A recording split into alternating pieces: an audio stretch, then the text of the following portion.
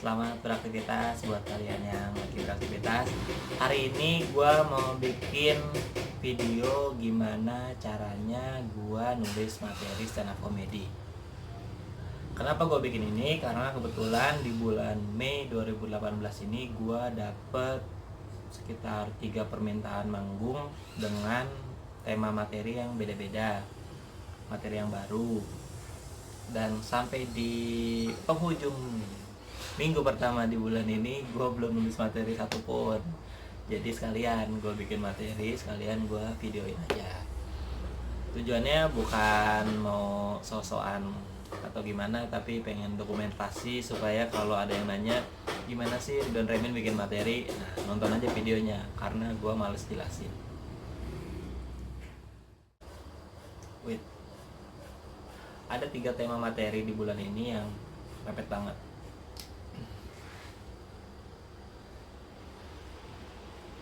Pertama tanggal, nggak ada kalender deh, tanggal 14 Mei, materinya tentang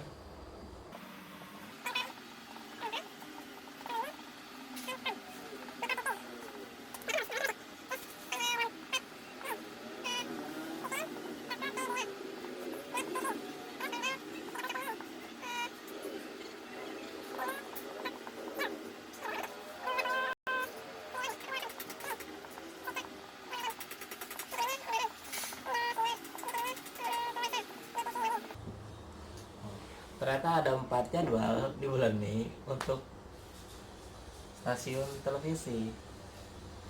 Nambah lagi nih materinya. Tapi karena yang paling dekat itu adalah yang tanggal 14, yaitu Metro TV, temanya lempar komentar sembunyi handphone. Jadi hari ini gue mau fokus bikin di materi yang atas dulu, materi yang event Tokopedia, secara dan Indosiar, ini talk show, nanti aja lah kalau senggang. Sekarang kita bikin yang Metro TV dulu, karena tanggal 14 itu minggu depan, otomatis harus bikin sekarang biar bisa dilatih di open mic stand up Indo Bogor hari Sabtu. Ada open mic ya? Dan pokoknya bisa dilatih, bisa dihafalin, dan mari kita bikin materinya.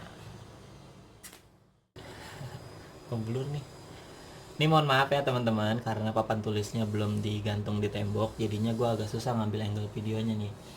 Intinya hari ini gue mau bikin materi tentang lempar komentar sembunyi handphone, acara After News Metro TV. Durasinya 3-5 menit.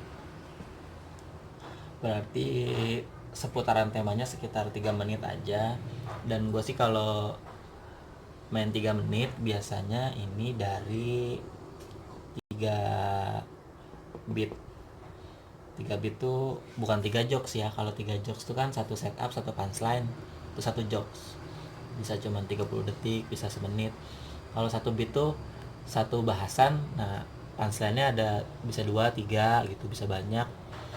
Pokoknya satu angle bahasan itu satu beat kalau gue sih gitu mikirnya. Ini 3 beat berarti 3 angle. Nah, sebelum gue mau mulai tentang ini, biasanya sebelum nulis materi, gue akan mengkategorikan dulu materi yang mau bikin ini untuk apa. Biasanya ada 2 nih. Yang pertama, materi untuk dijual. Ada lagi materi untuk personal. Gokil, terima. Nggak sengaja nih. Bedanya kalau materi personal itu ini lebih ke materi tentang diri sendiri. Biasanya dibawain komik tuh di acara off air, stand up spesial, atau lomba atau festival. Nih biasanya materi-materi personal. Kalau materi jual ini materi yang buat acara berbayar, misalnya kayak acara gigs, terus ini corporate, acara TV, terus talk show, seminar dan lain-lain. Bedanya gitu. Tapi kalau dari segi materi sih sebenarnya sama aja. Ini cuman beda cara penggaliannya doang. Penggalian materinya gimana. Kalau materi personal itu biasanya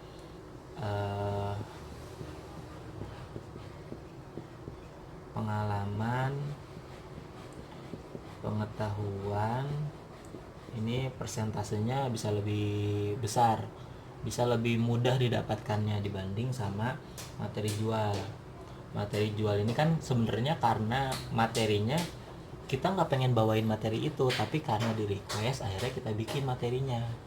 Jadi secara tantangan ini jauh lebih susah karena pengalaman dan pengetahuan persentasenya lebih kecil, cuma bayarannya lebih gede, jadi harus dibikin materinya meskipun susah ya. Sip, mantap materi. Nah, untuk materi ini sendiri otomatis ini materi buat dijual. Tapi kalau materi buat jual bisa nggak sih pakai pengalaman personal? Ya bisa aja. Gue sengaja ngekotakin gini tuh bukan berarti ketika bikin materi jualan nggak boleh mikirin materi personal, ketika bikin materi personal nggak boleh buat jualan, nggak. Ini cuman biar jelas aja bedanya. Kalau lo bikin materi yang personal, lu bisa ngeluarin unek-unek lu semuanya ke dalam ini gitu, tanpa mikirin yang orang ngerti atau enggak, pasarnya mau atau enggak dengerin ini gitu. Sementara kalau lu mau bikin materi jualan, lu harus bikin materi yang semudah mungkin gitu, sesuai sama tuntutan pasarnya gimana, permintaan kliennya gimana. Jadi nggak boleh yang terlalu personal banget. Kalau misalnya orang yang nggak ngerti sama materinya kan berabe, sementara lu dimintanya untuk tampil di acara beliau gitu, di acara mereka.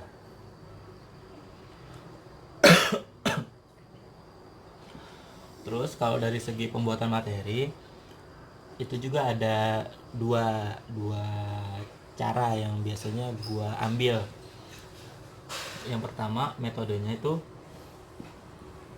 observasi, atau yang ini tipenya story. Ke bawah nggak kelihatan ya. Kalau observasi ini berdasarkan data, kalau story berdasarkan cerita. Gokil, rima lagi, cerita data, mantap. Syarat untuk story ini ceritanya harus seru, ceritanya harus menarik. Kalau observasi datanya harus baru, datanya harus ciamik. Waduh, maksa, itu rimanya maksa teman-teman, jangan contoh ya. Kalau observasi datanya yang lu harus kasih adalah data baru, bukan data umum, common sense. Jangan data yang udah diketahui banyak orang karena bakal basi. Kalau masalah story ceritanya nih harus seru, harus bisa bikin orang tuh mau dengerin gitu, harus menarik. Oke, sampai di sini ngerti ya? Dicatat dulu boleh, kalau enggak juga nggak apa-apa. Kita hapus.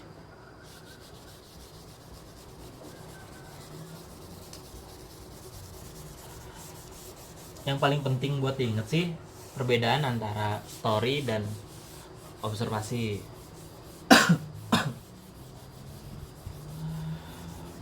Kalau buat gua ada lagi tuh tambahannya antara story dan observasi. Ketika gua milih materi observasi, gua perlu menghadirkan sudut pandang gua di materi tersebut. Gua perlu menghadirkan keberpihakan gua terhadap suatu masalah yang ada di materi tersebut. Tapi itu nanti aja dibahasnya, karena itu bakal ngabisin 5 menit lagi buat jelasinnya. Langsung aja ke sini. Materi tentang lempar komentar sembunyi handphone. Biasanya lagi, ini kebanyakan kebiasaan nih gua. biasanya gue kalau bikin materi tuh di mind mapping dulu, diturun-turunin dulu dari tema yang dikasih atau dari sub tema yang dikasih, apa aja sih potensi materi yang bisa didapetin atau mind mappingnya. Misalnya dari lempar komentar sembunyi handphone, gue akan kepikiran sosial media, gue akan kepikiran netizen, gue akan kepikiran peribahasa, gue akan kepikiran dari segi katanya nih komentator. Dari segi katanya juga gue akan kepikiran dari handphone teknologi. Terus gue akan kepikiran apa lagi ya. Nah, untuk bikin materi yang begini-gininya tuh harus dikeluarin semua dari kepala lu. Jangan sampai lu dikasih tema misalnya lempar komentar sembunyi handphone, terus lu kepikiran sosial media, habis itu lu langsung bikin materinya tentang sosial media. Jangan, karena itu akan membatasi pemikiran lu ke depannya. Mending semua yang berhubungan sama ini dikeluarin dulu, biar otak lu nih kuras semua informasinya tentang ini. Jadi kalau lu mentok di satu bahasan, lu bisa ke bahasan yang lain. Mentok di sini bisa ke sini, bisa ke sini, bisa ke sini. Dengan catatan ini masih berhubungan antara ini dan ininya. Jadi biar nanti nge-bridgingnya gampang, mayunginnya gampang, ngebungkus premisnya juga gampang kalau berhubungan. Sementara sih di otak gua yang keluar baru ini nih, baru 5, dan menurut gua sih untuk 3 menit penampilan modal 5 mind mapping ini udah cukup. Kalau misalnya lu juga sama kayak gua suka mentok di apalagi ya yang pengen dibahas dari ini, cara untuk ngembanginnya adalah dengan nurunin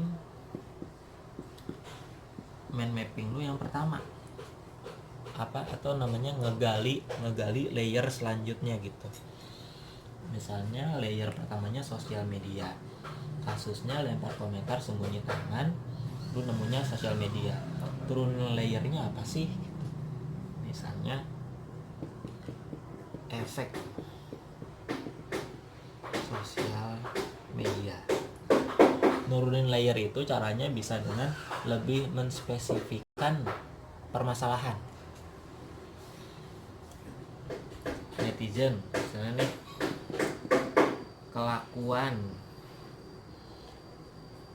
kelakuan di sosmed, Ustadz sosmed. peribahasa tuh ini apa ya kalau peribahasa lempar komentar semuanya handphone, upgrade misalnya, peribahasa yang upgrade.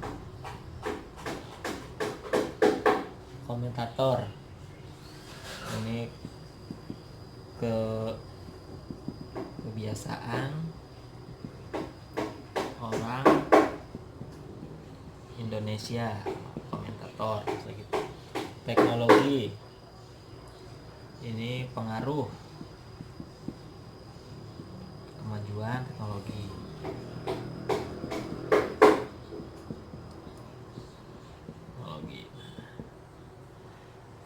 Kalau misalnya lu masih belum puas dengan layer kedua ini, lu bisa nambahin layer lagi di sini.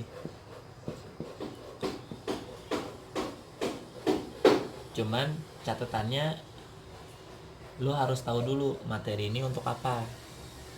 Kalau gua kan pertama bikin materi ini buat jualan, buat acara TV, otomatis gua nggak akan bikin layer yang terlalu dalam, karena kebutuhannya memang untuk TV, untuk penonton umum, untuk orang satu Indonesia gitu. Jadi wawasannya gua akan membatasi untuk tidak terlalu personal, untuk tidak terlalu dalam, supaya bisa dinikmati oleh orang yang lebih banyak. Kecuali kalau kebutuhan lu mau bikin special show gitu, mau bikin pertunjukan yang memang personal lu banget, disarankan untuk banyak layer ke belakangnya gitu. Lu jangan pakai ini, tapi pakai yang di belakang supaya materi lu lebih original dan lebih lu banget. Cuma ya karena ini buat TV, menurut gua segini tuh udah cukup, layer 2 atau layer 3 tuh udah cukup gitu. Jadi nggak perlu capek-capek mikir. Percuma kalau udah capek-capek mikir terus penontonnya nanti nggak ngerti karena terlalu personal, ribet juga. Jadi segini aja. Nah dari sini biasanya akan gua bagi materinya ke observasi atau story. Nah, ini dibutuhkan wawasan atau pengetahuan lu tentang ini. Lu harus mix and match dulu. Kira-kira kalau tentang efek sosial media ini lu punya story-nya apa enggak? Atau lu punya pengalaman atau enggak yang menarik? Lu punya pengetahuan yang baru atau enggak? Ini di apa ya, digabung-gabungin dulu nih antara pengetahuan lu sama teori stand up-nya tuh, di mix and match dulu. Kalau gue lagi mikir-mikir efek sosial media ya, mungkin gue observasi punya, saya data baru punya, story seru punya mungkin gue, terus kelakuan orang di sosial media, mungkin gue pengalaman punya, observasi juga punya gitu. Peribahasa upgrade, nah ini gua nggak punya storynya, observasinya juga gua belum punya. Komentator kebiasaan orang Indonesia, lu punya pengalaman tentang orang Indonesia yang suka komentar apa enggak? Kalau gua sih kayaknya ada yang menarik. Observasi juga kayaknya nggak ada deh. Ada kayak ada, observasi juga kayaknya ada. Teknologi, pengaruh kemajuan teknologi. Lu punya story tentang pengaruh kemajuan teknologi apa enggak? Kalau gue sih kayaknya ada. Observasi juga kayaknya ada. Nah berarti dari 5 mind mapping ini ada 4 hal yang bisa gue bagi, yang gue punya ilmunya, yang gue punya wawasannya dan gue punya ceritanya. Pertama, efek sosial media. Dua, kelakuan netizen. Bahasin netizen.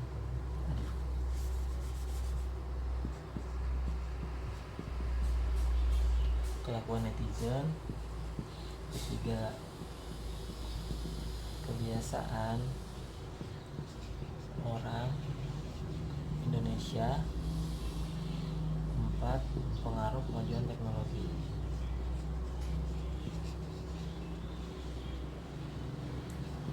Teknologi ada 4 nih. Udah ya, kita hapus dulu.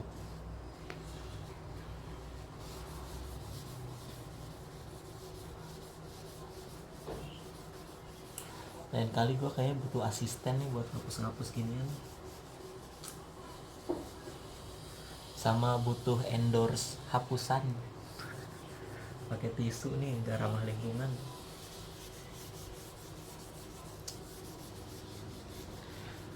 Seperti sambil nungguin gua ngapus, kalian kalau mau nonton video YouTube yang lain boleh loh, tonton aja dulu. Lama nih ngapusnya.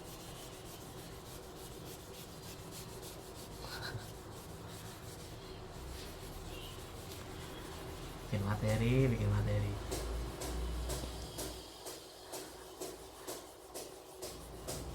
Kadang gue suka ditanya gitu lah apa teman-teman gue, kalau manggung bayarannya berapa, terus gue jawab kan. Di situ mereka bingung sendiri, gila mahal amat sih Wan bayaran lu.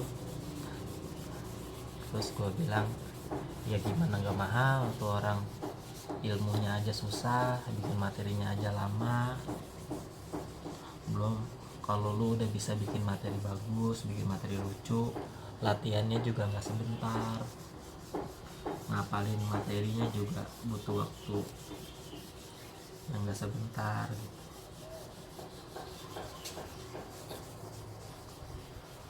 Jadi buat para stand up komedian yang namanya udah gede, jangan mau dibayar murah, rugi. Oke, tadi ada 4 materi yang bisa digali.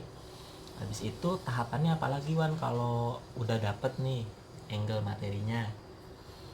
Ya tinggal dimasukin antara story lu dengan angle materi yang lu dapet. Misalnya tadi apa?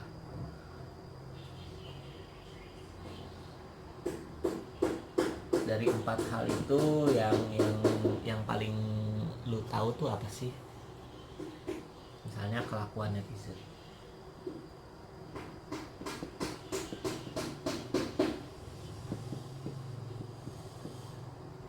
Kelakuan netizen di sosmed. Lu balik dulu ke atas. Lempar komentar sembunyi handphone. Ini kelakuan netizen di sosmed.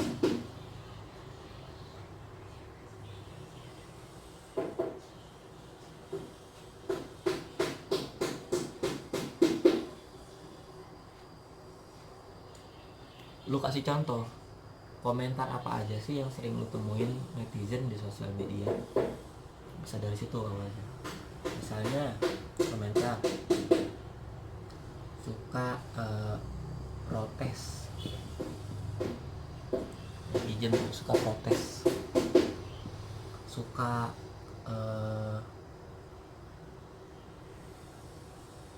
sok tahu,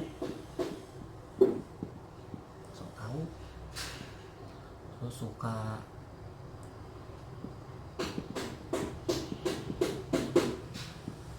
minta fallback.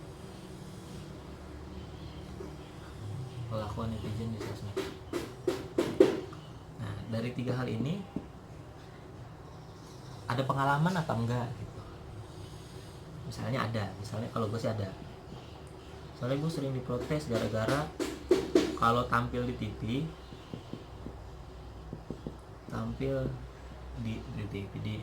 tampil stand up gitu di TV, terus masuk YouTube, TV, materinya basi gitu. Sering nih gue dapet komentar gini nih, Bang Ridwan kok tampil materinya itu mulu, basi. Ya kalau basi ya jangan dimakan dong. Saya dari sini gitu. Nah, setelah lu dapet pengalamannya nih. Ya misalnya nih gue dapet pengalamannya. Ini semua berhubungan kan. Lempar komentar sembunyi handphone, kelakuan netizen di sosial media, protes. Salah satu kelakuan netizen sosial media adalah protes. Gue pernah tuh tampil di TV, videonya masuk YouTube, itu yang komentar pada protes, Bang Ridwan materinya itu mulu, basi, gak bisa bikin materi baru apa, anjing. Gitu tuh sering tuh gue dapat. Nah dari sini baru teori stand up-nya main dari sini. Lu teori stand up-nya mau pakai yang mana? Mau pakai hiperbola kah? Atau analogi kah? Atau what if kah? Gitu. Lu pilih dulu nih kira-kira yang cocok mana.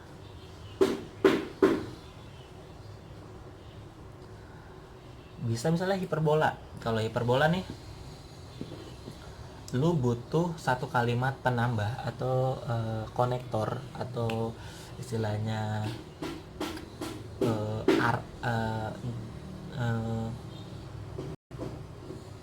jembatan bridging sampai bisa masuk ke ranah hiperbola atau eksekusinya kan hiperbola nih. Misalnya dari kalimat tampil di TV tuh gue sering diprotes, materinya itu mulu bang, basi. Otomatis yang bakal lu hiperbolain apa? Pasti kalimat netizen ya kan, kayak materinya itu mulu bang, basi. Nah ini nih yang akan dihiperbolain. Untuk bisa menghiperbolakan ini, lu butuh satu kalimat penambah atau bridging. Misalnya nih, kasar-kasar aja ya gue bikinnya ya. Gue pernah tuh diprotes sama netizen di YouTube pas gue lagi tampil di TV, video gue dikomentarin, materinya itu mulu bang, basi. Tinggal gue tambahin, kenapa ya mereka sampai segitunya? Atau mungkin stand up gue itu sangat berpengaruh gitu ya terhadap dia, sampai-sampai dia nggak terima kalau materi gue tuh diulang-ulang. Cuma ya gue bersyukur aja kalau ada penonton kayak gini. Mudah-mudahan ketergantungan hiburan dia sama stand up gua itu nggak sampai melebihi batas ya. Karena kalau dia sangat tergantung sama materi gua untuk bisa terhibur, nanti protesnya mungkin bakal beda. Saking pengennya didengerin materi baru gua, saking bosennya dia dengerin materi gua yang lama,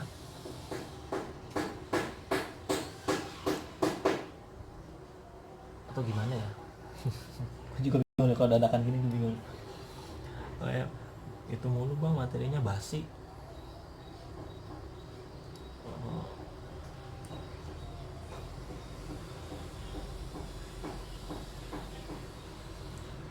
Itu mulu bang, materinya basi. Nah gini, kalau misalnya lu udah nggak nemu di satu ini, oh gue nggak tahu nih temanya, kalau dia perbolehin gimana, ya udah jangan pusing, kan masih banyak teori stand up yang lain yang bisa dipakai. Nah analogi, misalnya analogi ya. Pusing gue juga kalau hiperbola, gue jarang hiperbola. Analogi, kalau mau analogi yang diganti apanya nih? Kalau analogi gampang, nggak gampang juga sih. Kalau analogi yang lu pertahanin ini komentarnya, justru komentarnya yang dipertahanin. Kalau hiperbola kan komentarnya yang diberubah. Misalnya yang pertamanya materinya itu mulu, basi gitu, jadi hiperbola, jadi materinya itu mulu, bangsat gitu. Hiperbola tuh makin kesel misalnya gitu. Hiperbola lagi, materinya itu mulu,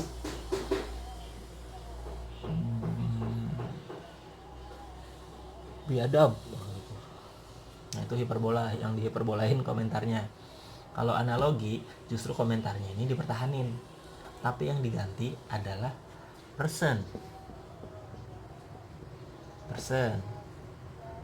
orangnya gitu. Kalau di per story-nya adalah gua pernah dikomentarin netizen pas materi gua tampil di YouTube dan materinya itu mulu, terus gua dikomentarin materinya basi. Kalau mau analogi yang diganti personnya, coba diganti gua sebagai stand up komedian dikomentarin materinya basi. Kira-kira ada lagi nggak sih pekerjaan lain yang bisa dikomentarin seperti ini? Ada. Semua seniman bisa dikomentarin seperti ini. Iya. Tapi, nah ini sudut pandang uniknya nih. Lu harus punya sudut pandang uniknya. Sudut pandang unik gue adalah, kalau analogi materinya, gue nggak terima gue sebagai stand up komedian tampil dengan materi yang sama dikomentarin netizen materinya basi. Sementara banyak pekerja seni lain yang suka tampil dengan cara yang sama tapi jarang dapat komentar seperti ini. Kalau yang umum adalah penyanyi.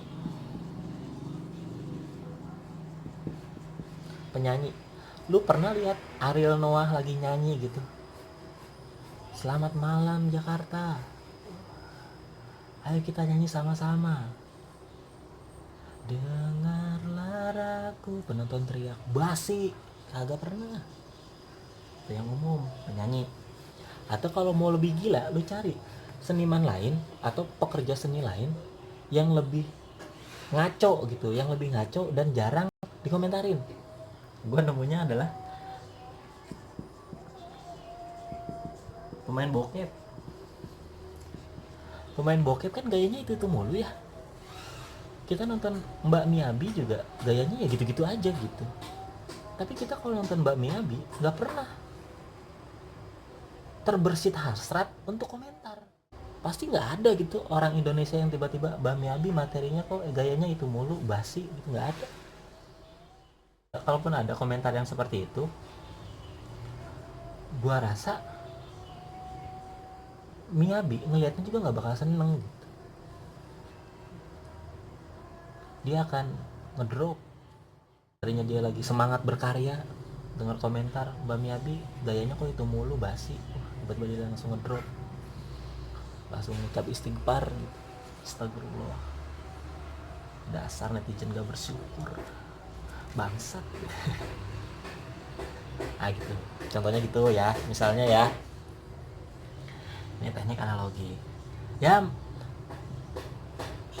Kalau misalnya lu bilang, ya Wan kok nggak lucu sih materinya, ya kan ini kita lagi bikin. Kalau bikin materi itu nggak bisa yang langsung brek langsung lucu. Yang penting lu dapet dulu nih, istilahnya apa ya, skema. Lu dapet skema itu kayak apa ya, susah, point of view. Lu dapet apa ya, bahasa gampangnya apa ya,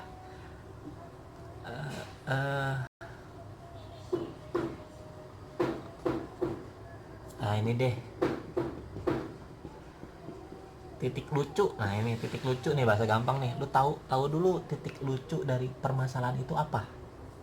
Nah, kalau menurut gua ketika gua ngomongin materinya basi, analogi, lalu lari ke penyanyi dan pemain bokep, titik lucunya adalah kenapa yang dikomentarin seperti itu cuman kami stand up comedian. Buat gue itu adalah point of view-nya gitu, sudut pandang lucunya. Sementara banyak pekerja seni lain yang tampil dengan cara yang sama, dengan bahan yang sama, dengan gaya yang sama, tapi jarang dapat komentar yang sama. Ini titik lucunya kalau menurut gua. Masalah eksekusinya nanti mau gimana, yaitu berjalan aja sambil latihan di tempat open mic gitu, cobain kalau punchline-nya gini, ketawanya segimana, kalau punchline-nya dinaikin lebih gila lagi gitu, punchline ketawanya hasil ketawanya penonton segimana gitu. Yang penting titik lucunya nemu dulu. Iya, ngerti sampai sini, ngerti sampai sini, ngerti sampai sini, ngerti sampai sini, ngerti sampai sini gitu. Sengaja nih satu nih dapet nih dari kelakuan netizen di sosial media, protes, tampil di TV materinya basi, pakai cara analogi.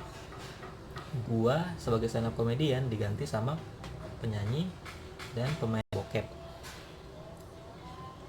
Nah, ini karena gua nulisnya di papan tulis, jadinya masih oret-oretannya gini. Biasanya habis dari sini nih, begitu gua dapet skemanya, udah dapet wacana, titik lucu, point of view-nya udah plek, wah ini seru nih, dibawain. Biasanya bakal gue pindahin ke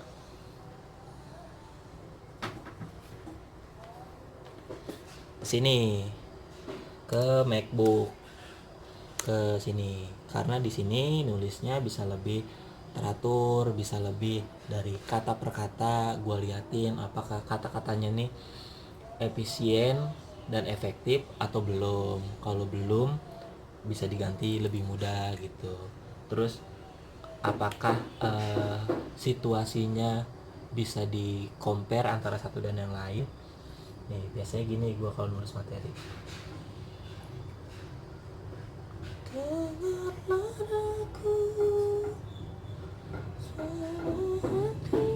ini setup, ini punchline. Jadi kalimat setupnya tuh gue tulis di sini, punchline-nya di sini. Jadi dengan begini gue bisa ngelihat keseluruhan materi gue seperti apa. Ini materi bulan kemarin gue tampil di FWD, salah satu perusahaan asuransi terbaik karena pernah ngundang gue. Semua perusahaan asuransi baiklah kalau udah ngundang gue. Jadi begitu. Seenggaknya nih ini udah dapet nih skemanya, udah kayak gini. tinggal gua tambah-tambahin perluasannya mau jadi seperti apa gitu. Terus ini kan baru dari satu mind mapping yang tadi gue dapet kan, kelakuan netizen di sosial media. Belum lagi nanti gue ngulik tentang efek sosial media. Belum lagi nanti gue ngulik tentang kebiasaan orang Indonesia sebagai komentator gitu. Nah, gue kalau nulis materi stand up biasanya gini, dari satu jokes doang, 3 menit dapat 3 beat. Biasanya satu beat itu kalau gue sih minimal 3 jokes. Ini baru 1 jokes, otomatis gue harus dapetin 9 jokes. Sama gue dapetin 3 jokes tentang ini nih harus dilebarin lagi nih, jokes yang ini harus dilebarin biar jadi 1 beat. Habis itu baru gue bisa pindah ke tema yang lain, angle materi yang lain untuk dapetin 3 jokes lagi buat dapet 1 beat. Nah, usaha untuk bikin materi yang lucu, original, dan berkesan seperti ini. Kalau gue sih bikinnya gini, prosesnya banyak banget. Dari tadi aja nih kalau nggak di cut nih durasinya lama banget.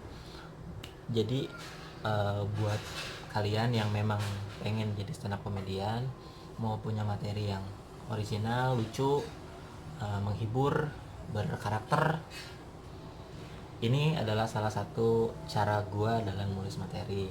Mudah-mudahan bermanfaat. Kalaupun belum ada manfaatnya, mungkin di next video gue mau kasih tahu gimana caranya bikin materi supaya bisa lebih berkembang. Seenggaknya lanjutan dari ini gitu. Kalau ini kan baru gimana caranya gue bikin materi nih. Seenggaknya nih gue udah dapet point of view-nya. Kalau gue terusin videonya sampai gue dapet setnya satu set, dapat 1 beat 1 joke, ini pasti lama banget karena gue harus inget-inget pengalaman gue, apalagi yang gue punya. Gue harus ngubek-ngubek otak gue, nyari wawasan-wawasan yang berhubungan sama ini semua gitu. Kalau ini kan secara dadakan aja nih, kita di jeda juga cuma sambil ngopi doang tadi, jadi dapatnya baru segini, baru dapat point of view-nya tadi. Point of view emas yang gue dapet tadi adalah kenapa cuma stand up comedian yang dikomentarin netizen materinya basi, sementara banyak pekerja seni lain yang tampil dengan cara yang sama, materi yang sama, gaya yang sama, tapi tidak mendapatkan komentar yang sama dari netizen. Itu dia point of view emas yang gue dapat hari ini. Terima kasih buat kalian yang udah nonton. Jangan lupa kasih komentar di bawahnya. Kalau misalnya ada yang kurang ngerti, nanti bisa gue jelasin lagi. Kalau misalnya ada yang pengen nanya-nanya, boleh di follow sosial media gue. Insya Allah kalau lagi senggang nanti dijawab-jawabin. Terus kalau ada yang gak terima sama penjelasan gue seperti ini, bodo amat. Ini kan cara gue nulis materi. Kalau kalian memang caranya beda, ya udah terserah lu. Jadi selamat belajar. Semoga kalian yang suka sama stand up comedy bisa segera lucu, bisa segera tampil dengan baik, supaya waktu kalian di stand up comedy ini gak terbuang sia-sia. Semoga dapat hasil yang manfaat. Itu aja dari gua. Selamat melanjutkan aktivitas. Dadah.